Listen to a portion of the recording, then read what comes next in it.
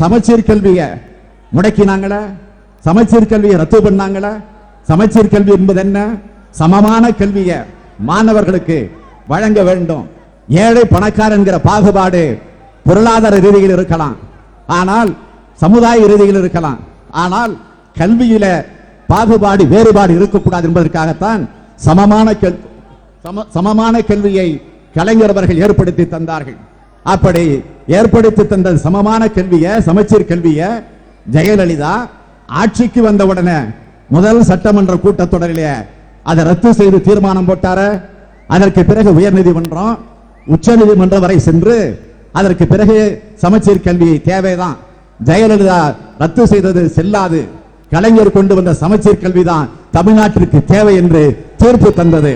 அப்படி தீர்ப்பு தந்ததன் காரணமாக என்ன பலன் கிடைத்திருக்கிறது? தயவு செய்து நீங்க சிந்திச்சு பார்க்கணும். நம்முடைய தமிழகத்தில் இருக்கக்கூடிய மாணவ செல்வங்களுக்கு கிடைத்திருக்கக்கூடிய பலன், அதாவது கணிதம், அறிவியல், சமூக அறிவியல் பாடங்கள்ல 2011-12 அப்போ 100க்கு 100 மதிப்பெண் பெற்றவர்கள் கணிதத்தில் 1141 பேர். இந்த சமச்சீர் கல்வியை நிறைவேற்றியதற்கு பிறகு 12-13 ஆண்டுல எவ்வளவு பேர் தெரியுமா? 29,905 பேர். அதே போல அறிவியல் பாடத்தில் 2011-12 9,237 பேர். இப்ப 2012-13 எவ்வளவு பேர் தெரியுமா? 38,154 பேர். சமூக அறிவியல் பாடத்தில் அப்போ 5,305, இப்போ 19,680 பேர். ஆக சமச்சீர் கல்வியின் மூலமாக பலன் பெறக்கூடிய வகையில் ஒரு மறுமலர்ச்சி ஏற்படுத்திய ஆட்சிதான் கலைஞர் தலைமையில் இருந்த திராவிட முன்னேற்ற கழகத்தினுடைய ஆட்சி என்பதை நீங்கள் மறந்துவிடக் கூடாது.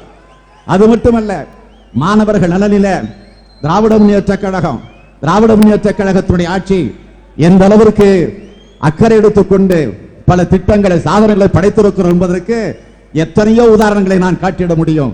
அதிலே ஒன்றை நான் குறிப்பிட விரும்புவது, 1969 முதல் 1971 வரை ஆட்சியில் இருந்த போது புதுமுக வகுப்பு வரை இலவச கல்வி அறிவித்த ஆட்சி திமுக ஆட்சி.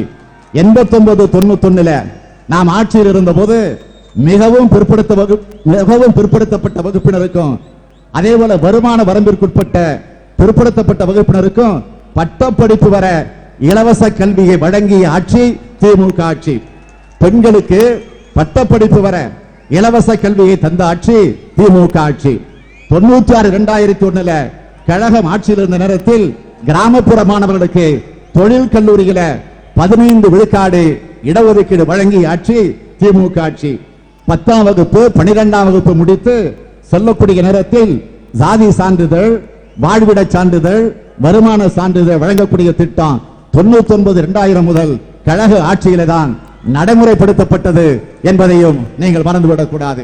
மாணவர்களுக்கு இலவச பேருந்து பயணட்ட இலவச பஸ் பாஸ் வழங்கக்கூடிய திட்டம் கழக ஆட்சியில். தொழிற்சாலைகளுக்கு, தொழிற்கல்விகளுக்கு நுழைவுத் தேர்வை ரத்து செய்த ஆட்சி திமுக ஆட்சி. முதல் தலைமுறை பட்டதாரிகளுக்கு கல்வி கட்டண சலுகை தந்த ஆட்சி திமுக ஆட்சி. ஆக இப்படி மாணவர்களுடைய நலனை மனதிலே வைத்துக் கொண்டு திமுக ஆட்சியில் இவ்வளவு திட்டங்களை எல்லாம் நாம் தீட்டி இருக்கிறோம். அதேபோல் திமுக ஆட்சியில கொண்டு வரப்பட்டிருக்கக்கூடிய பல்கலைக்கழகங்களை எடுத்து பார்த்தால் இந்தியாவில் முதலில் வேளாண்மை பல்கலைக்கழகத்தை உருவாக்கிய ஆட்சிதான் திமுக ஆட்சி.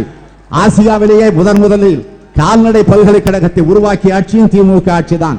மனோன்மணிய சுந்தரனார் பல்கலைக்கழகம், பாவேந்தர் பாரதிதாசன் பல்கலைக்கழகம், டாக்டர் எம்ஜிஆர் மருத்துவ பல்கலைக்கழகம், அம்பேத்கர் பெயரில் இந்தியாவிலே முதல் சட்ட பல்கலைக்கழகம், சேலத்தில பெரியார் பல்கலைக்கழகம், உலக தமிழுக்கு உதவிட தமிழ் இணைய பல்கலைக்கழகம், திருச்சி, மதுரை, கோவை, திருநெல்வேலி போன்ற மாவட்டங்களில் அண்ணா பல்கலைக்கழகம் உருவாக்கினோம்.